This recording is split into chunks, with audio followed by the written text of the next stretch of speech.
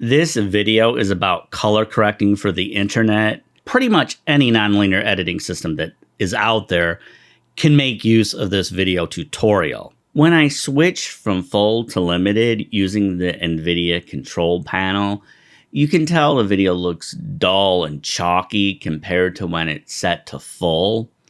The same thing can happen with the Windows Media Player.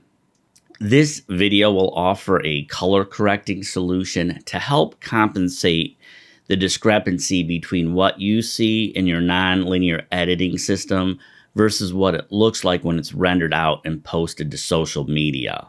Once again, the dynamic range is set to full. If I switch it to limited and hit apply, it doesn't make any changes to the nonlinear editing systems.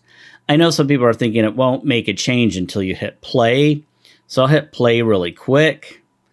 As we can tell, it looks the same. I'll hit play for DaVinci Resolve. And as you can tell, no changes took effect. One might argue that DaVinci Resolve looks a little bit darker than Premiere Pro. No matter what nonlinear editing system you use, you have to make sure you have the parameters set up correctly. With Premiere Pro, if I go over to Preferences, I go over to General, we have the option right here to display color management. We can also extend the dynamic range. If I hit OK, you should notice things look a little bit darker. If I go to Sequence and then go to Sequence Settings, we can tell I have Rec 709 selected, but if I was to have the wrong color space selected, as you can see, there's a huge difference.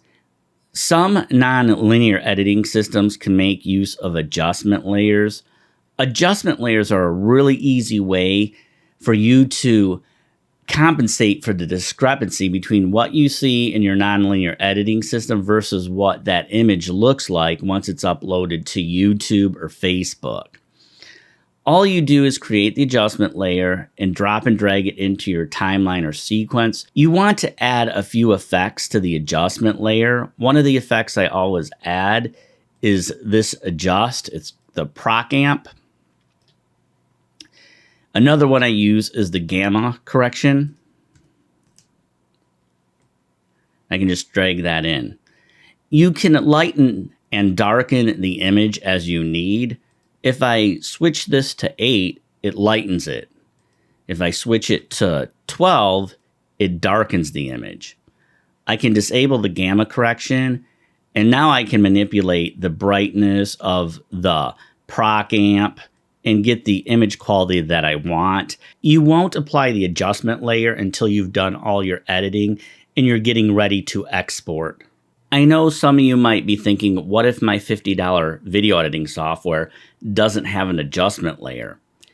All you have to do is render out your sequence or timeline, preferably at 10-bit uncompressed, bring it back into your editing system, and then make minor adjustments using a proc amp or a gamma filter, and then render it out at H.264 once you've made the adjustments. Then it's ready for the internet. If you edited a video about global warming using Final Cut Pro 10, and Joe Rogan is going to use that in his next podcast, and Joe Rogan tells you that it looks extremely dark when he brings it into OBS Studio, don't argue with Joe Rogan that it looks great when you use your iMac and view it using QuickTime.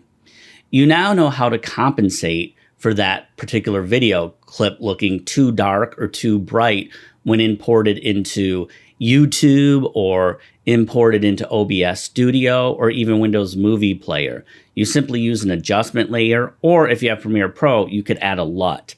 I don't really recommend using the LUT. I would rather just use an adjustment layer, but here it is at export. You can apply LUTs. If you buy a $500 computer monitor, it might have a CD-ROM with a color profile for that particular monitor. On Windows, you simply go to Color Management. I'm going to slide this over a little bit. You check this little box here, then it'll give you the option to add different profiles.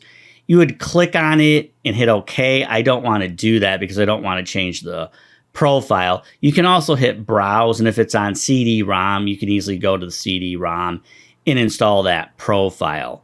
I'm going to hit cancel. I'm going to hit cancel here as well because I don't want to add a new profile. I will say that once it's added, you would think that the change would take effect, but it will not.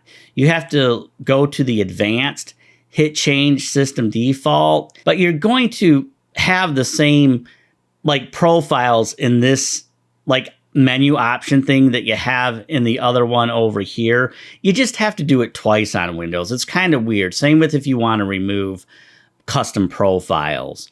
On a Windows PC, if you added 3 color profiles to your color management and you wanted to see which color profile Windows is using, you can right click, you go to display settings, and right in here, you'll have a drop-down menu of all the profiles that you added. You don't see it on my system because I didn't add any color profiles. This video was designed to demonstrate some of the problems you might encounter when you're trying to create content for the internet. I couldn't demonstrate how to set up every nonlinear editing system 100% correct. I demonstrated a technique that should compensate for the discrepancy of what you see in your nonlinear editing system versus what gets posted to YouTube or Facebook. You can't control what the video is going to look like on somebody else's playback device, whether it's a $300 Google Chromebook or a $2,500 iMac. They're all going to have different operating systems, different graphics processing units, different color profiles, different software programs, and different monitors. Not only is there a chance that your video won't look correct when played back on other people's devices, your video might not look correct when played back on your own computer, depending on how you have things set up.